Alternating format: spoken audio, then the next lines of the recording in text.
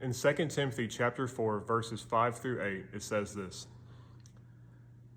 "But you be watchful in all things, endure afflictions, do the work of an evangelist, fulfill your ministry. For I am already being poured out as a drink offering, and the time of my departure is at hand. I have fought the good fight, I have finished the race, I have kept the faith. Finally, there is laid up for me the crown of righteousness, which the Lord, the righteous judge, will give to me on that day, and not to me only, but also to all who have loved his appearing." And so in this passage of scripture, I had 2 points that really stuck out to me as I've been reading over this the past couple of days, and I wanted to share them with y'all.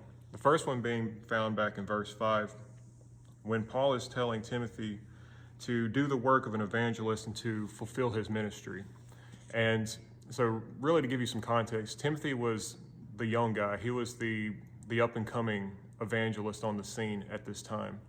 And Paul is taking his time to write one of his last letters that he ever wrote to Timothy, to give him encouragement and to help him along as he steps into that role of being a minister for Jesus Christ.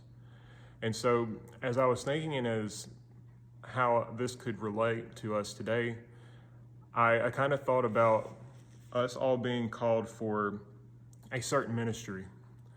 While we are not all called to be evangelists, we're not all called to be preachers, but we all are, as Christians, called for something by God to help spread the news of Jesus Christ, to show God's love in our lives, in the way that we live, the way that we talk, and in every aspect of our lives.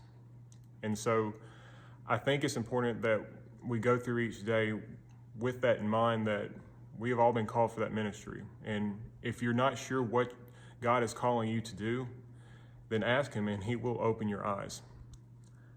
The second point I had was in verse 7, when Paul says that I have fought the good fight, I have finished the race, and I have kept the faith.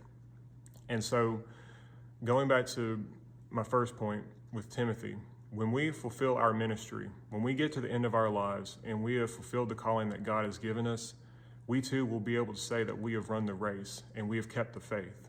And there's not a bigger blessing in this world to gain than to know that we have walked according to God's plan for our lives. And to see all of the people that we have impacted along the way as we have spent time here on this earth. And it's just something that we should ultimately strive for each and every day, to keep their faith,